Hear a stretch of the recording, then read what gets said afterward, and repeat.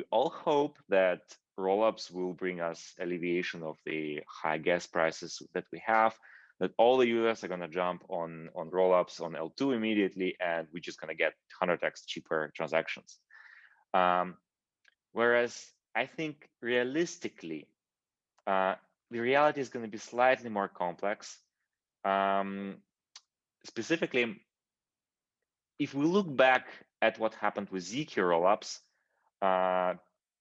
big players were kind of hesitant for a while embracing them because it's a new technology. It has to be proven. It's going to be the same with all EVM compatible rollups. It will take some time to gain trust, and we'll probably see big money on L1 still staying in L1 protocols for a while because they offer the most security. You're not going to move $1 billion immediately of your own money into some new L2, sorry. However, we're going to see a lot of smaller users who are more risk-friendly and who will immediately move into L2s.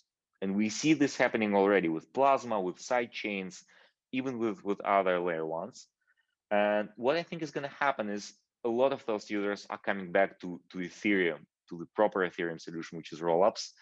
But they will also bring a lot of new users from outside because the fees will get lower, and it's just going to become more affordable, right? So we have an influx of new users, which are currently not using L1, an influx of new use cases such as NFTs, which is just going to explode on rollups, and probably some new, more interesting scenarios. And we're going to have a lot more trading, because the trading, like if the fees are lower, there are a lot more transactions that you can make that will be profitable for you as a trader. So trading is going to explode and intensify. So what we will likely see is like lots of these new users and aggressive trading and new use cases, all gonna create a lot of pressure on Ethereum network through these layer 2 solutions, which all compete with each other for the bandwidth of Ethereum blocks. So we will likely see similar situation to what happened over the past year on mainnet, where the gas fees grew quadratically proportional to the number of users. So if we get 100,000x, 10x, 100x, 1000x more users on L2, the prices are gonna be likely like rising. So right now, a single Uniswap trade on a rollup would cost something around $1. You can imagine if this number goes up 10x, 20x, 50x, we're kind of gonna come back to where we are now, or where we were half a year ago. So there will be a whole class of users who are excluded again from the economy, and this is not cool. So they are all going back to side chains or other L1s, which we want to prevent. We want them to stay within the Ethereum ecosystem. So what can we do about this? With zkSync 2.0, we're going to introduce this new solution called zkPorter. It falls under the class of Volition systems.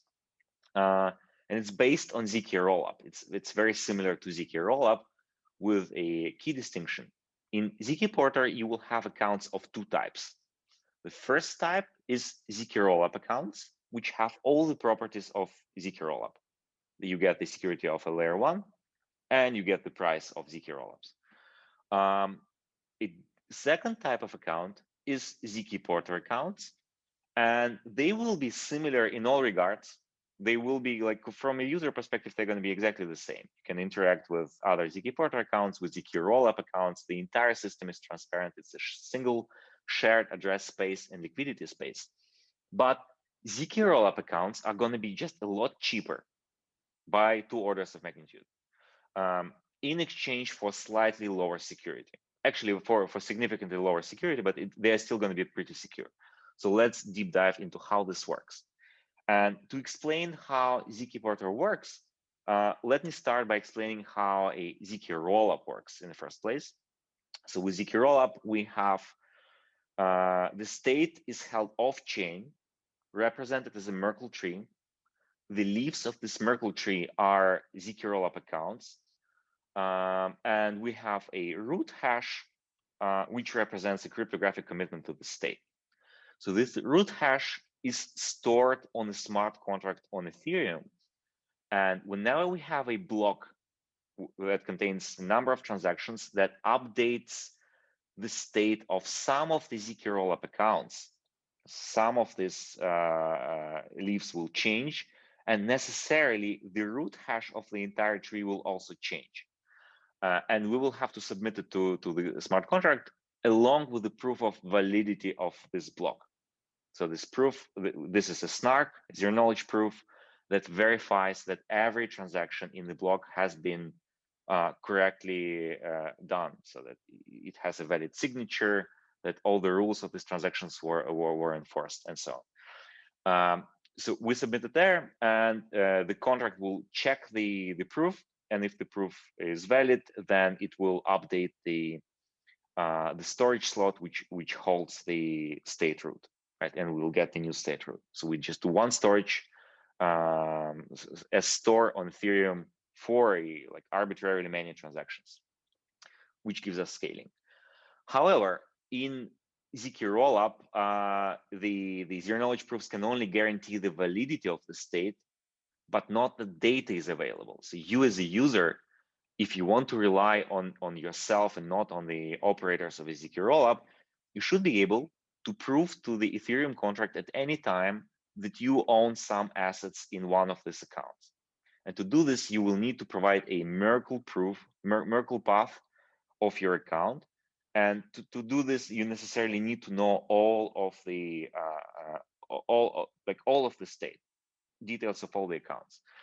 But they are not stored on the smart contract. So how do you get them? For this, we will publish the state updates to the Ethereum network as call data. So we're not going to use the storage, but instead we're going to send, like whenever some of the accounts change in the block, we will send the what changed or the final state of those accounts as a part of transaction, which will make it, which will be propagated to the entire network, to all the full nodes of Ethereum. And this will guarantee that all the users have access to this data. If the operators withhold it, users will be able to get it from Ethereum network. And our snark or proof of validity will also ensure that the data that we publish actually corresponds to the state transition.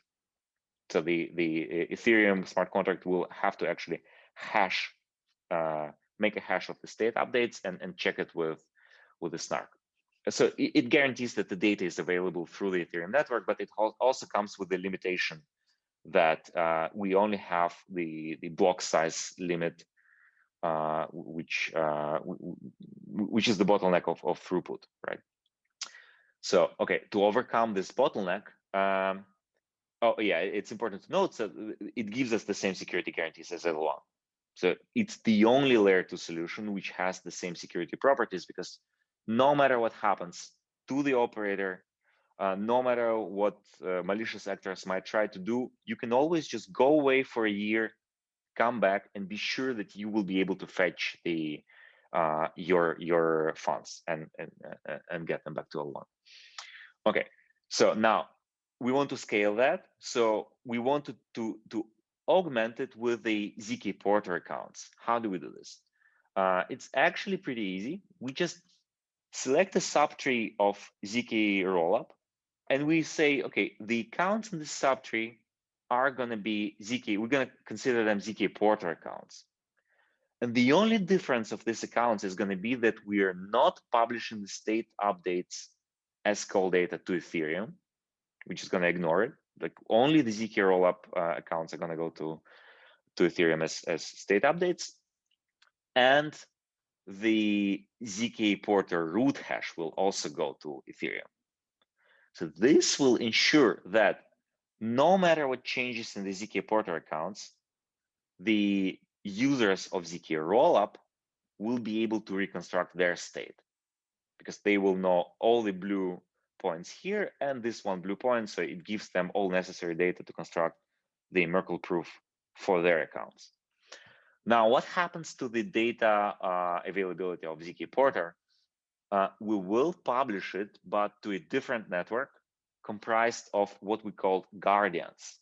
Guardians are zkSync token holders who will store the data on behalf of users. They will get rewarded with some small fees, and they will provide the data to the zkPorter users, and they need to sign every single block with 2/3 or like with supermajority of their signatures, weighted by stake. So with 2/3 of the stake has to sign the state update. Only then will the Ethereum smart contract take the state update, which will mean that at least 2/3 of guardians by stake know all the details of this block. Okay, so as you can see, the zk rollup security is not affected, but let's consider what happens to the security of zkPorter accounts. Like how is this different? So since we are still in the same system, which is based on zk rollup, and we send the proof of validity for the entire block, which contains all the transactions for all accounts, it protects us against theft, forgery of any assets, and any sort of state corruption whatsoever. All the rules of blockchain are going to be enforced by zero knowledge proofs. So operators can never steal, can never do anything wrong with the state, mess with the state. What they can do is a couple of scenarios. One thing that can go wrong is that the guardians, like at least 1/3 plus one guardians are malicious, in which case they will just block, like they will halt the block production. They will there will be no operation of the system, which is kind of like the what you get with any L2. If the operators are not cooperative, then there will be no blocks. It's not a tragic event because you can always go and withdraw funds from zkPorter through some forced exit mechanism, which we're going to discuss we will have a talk about zk EVM in a couple of weeks from now on zk Summit held by ETH Global, and I invite you to this talk. We're going to talk about priority queue, how things work, how security is ensured. But long story short, you will be able to exit, and we will even have a mechanism for mass exit to a fork of zkSync. So it's not such a big deal. It's going to be just short disruption where a lot of stake is going to be lost because the stake is going to be frozen then. But a more severe situation would happen if we had 1/2 of malicious actors. Then they could actually freeze the entire zkPorter account state. So the zk rollup accounts would be able to withdraw, but not zkPorter accounts.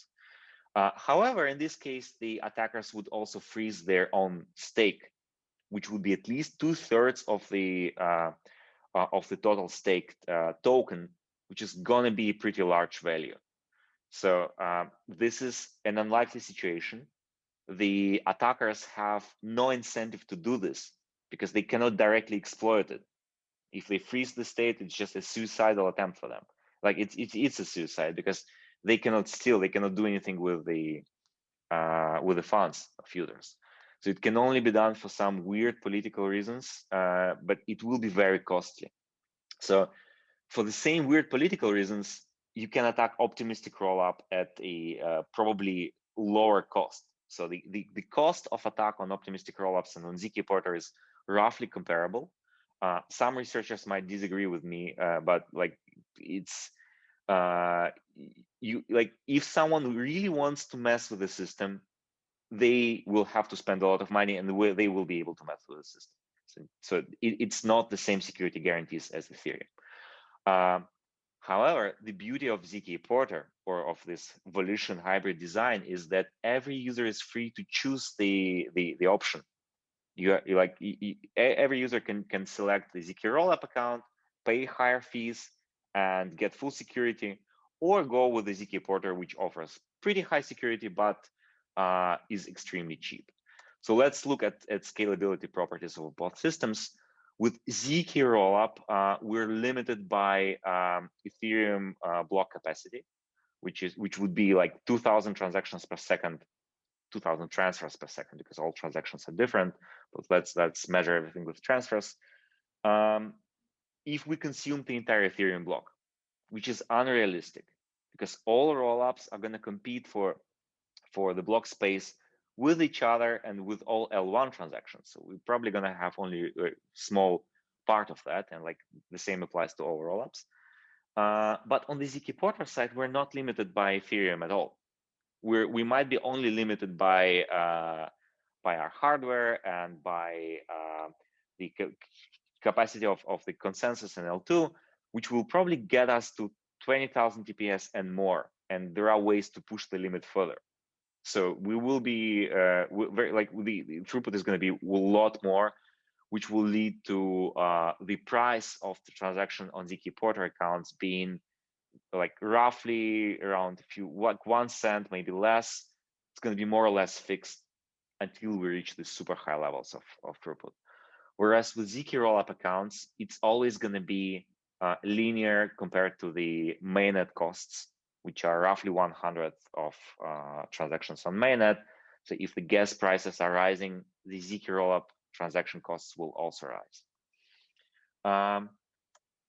But what's interesting, what the most exciting part about zkPorter is that you can have interoperability between these two parts, between the two account types, completely seamlessly, because it's exactly the same system.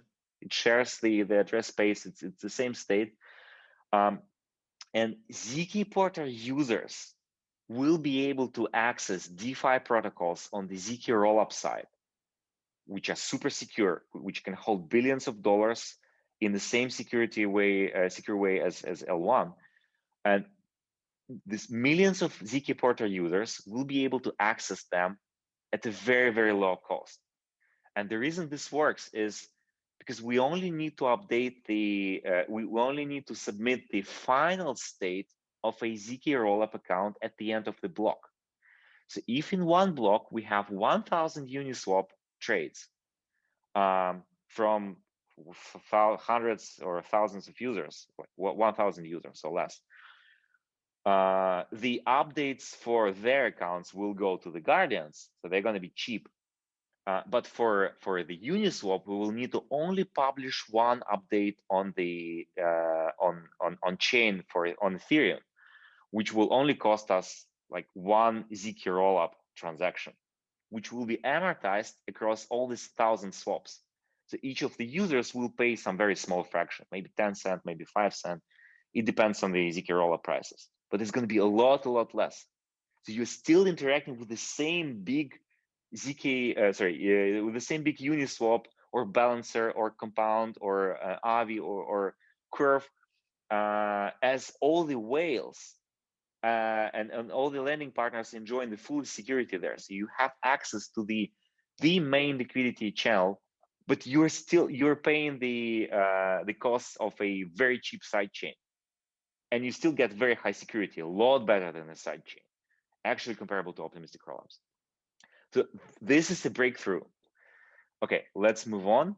Yeah, it's important to know that optimistic rollups cannot have such an extension because for an optimistic rollups, they need to know the full data availability of all the accounts that are part of a block. You can't really hide part of them.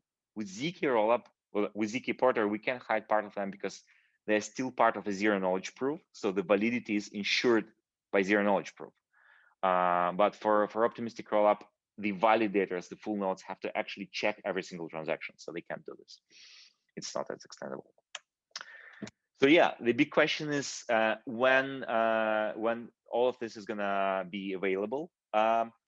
We are launching we expect the EVM zk EVM testnet in May this year to go, like we will open it to the public, and we are targeting August as the mainnet launch date.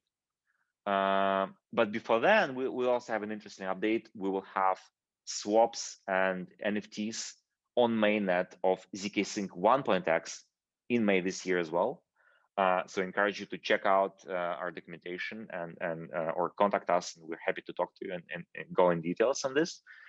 And yeah, so I encourage you to look deeper into this and ask any questions. We're also happy to provide assistance anytime.